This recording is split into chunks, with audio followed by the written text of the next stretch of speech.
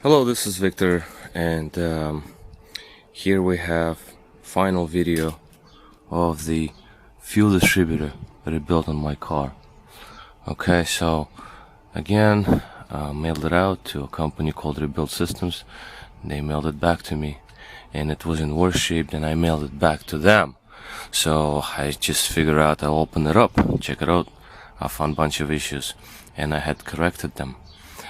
So fuel distributor is in place. I have previous video. I show you how it was all rebuilt and what's inside and how I bled the lines and all that stuff. So right now, basically, I'm pretty much about 90% finished with the unit. Did the duty cycle, the fuel pressures and all that.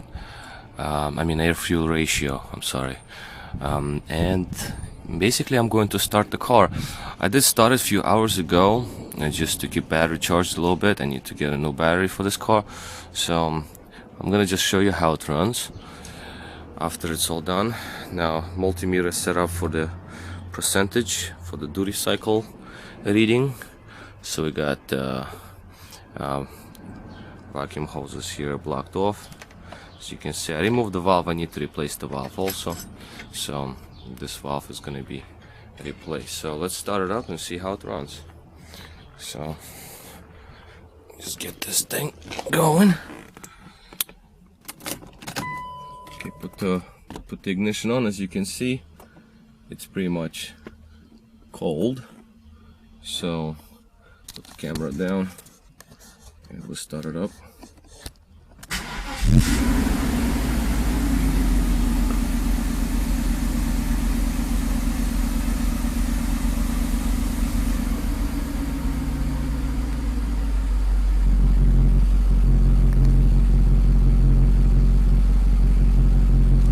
So as you can see, the car fired right up fast.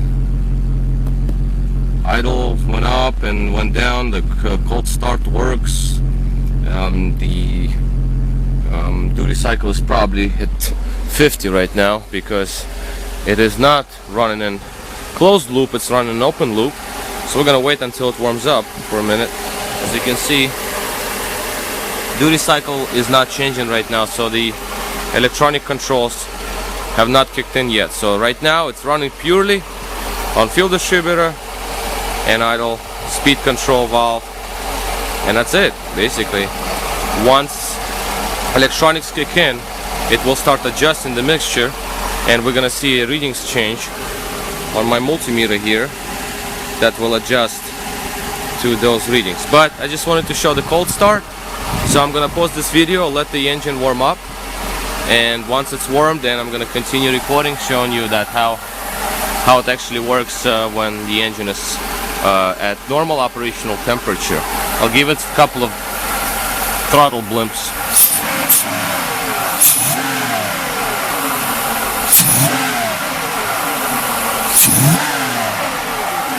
As you can tell, it responds nice, very quick, given that this engine has God knows how many miles, because odometer stopped at 174.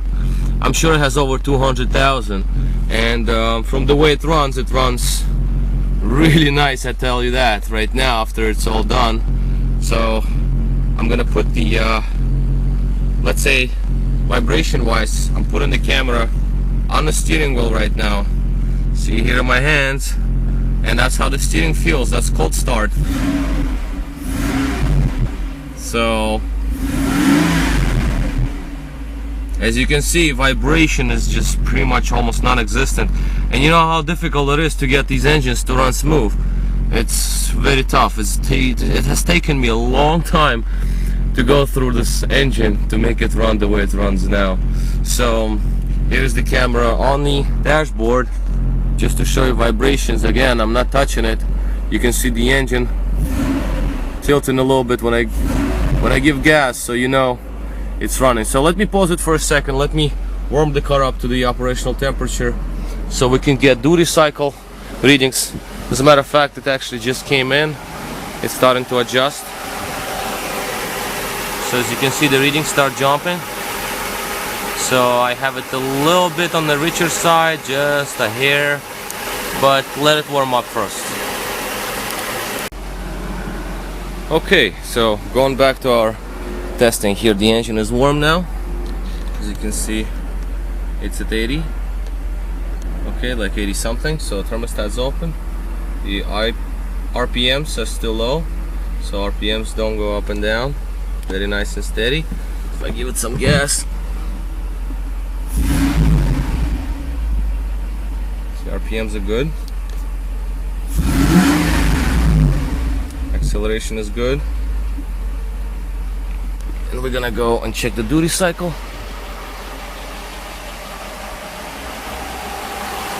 So here's our reading.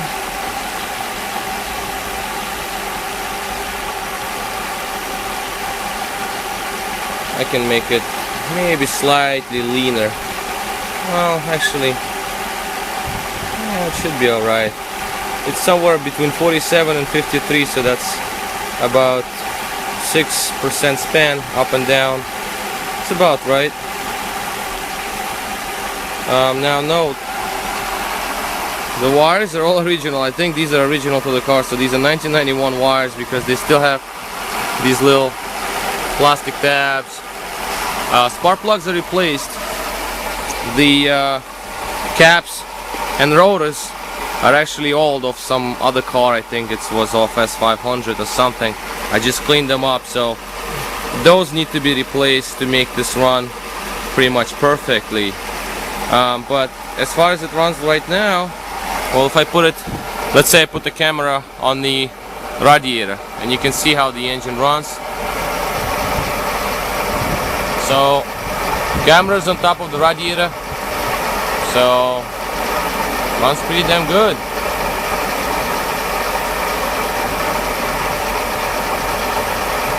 I mean, for what it is, I mean, this is just great. I mean, I never had it run this good before. I mean, it doesn't run as good as my V12 over there, you know, but V12 was silky smooth, oh my god. You can put the coin on it, and, well, after I was done with it, but it ran 9 cylinders out of 12 actually when I bought it, but now all 12. But anyway, this one runs pretty good.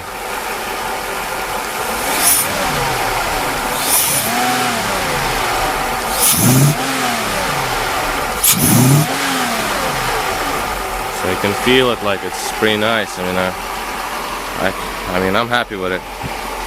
So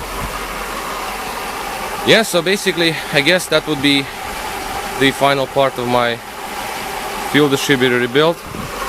I'm gonna still have to deal with a little bit of moisture from, it's like a little bit of a gasoline leak. EHA valve slightly leaky. If you look at the residue on my finger, it's EHA valve, and a little bit moisture here. I'm gonna just tighten them up. I lost my 17mm box end, open end wrench, so I need to tighten up this injector here, but it'll be just fine. I mean, even with all these, it runs pretty great, and I can't complain. So I put this camera right now right on top of this piece, so you can see.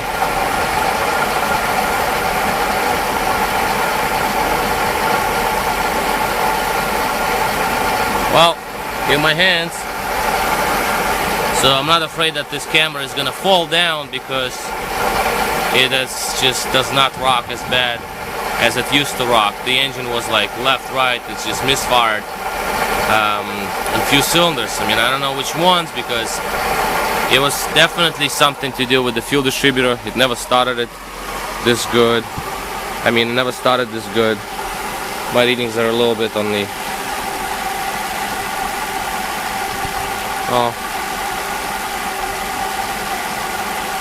48. Yeah, that's about right. I can leave it like that. Should be great. EHA valve probably could use replacement because it's seeping from that hole in the middle. You see there's a little bit of a, I can't make a good picture of this here. You see a little bit of a residue around the vent hole in the middle there. there, and underneath it's kind of wet. I don't know if camera catches that, but it is definitely leaking. The AHA valve is leaking again. Oh well, I'll deal with that later. But as of right now, this car runs beautiful.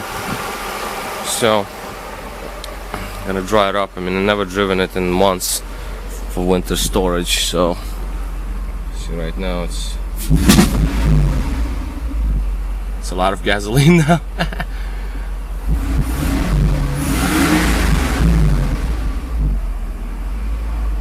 That's the DHA valve is messed up. I gotta do the DHA valve next. Unfortunately, it's still leaking. It's not right. But this is how it runs. It's great. Can't complain. All right. Well, that would be the end of my videos here for the fuel distributor. And any questions, you can find me at restoreyourmercedes.com.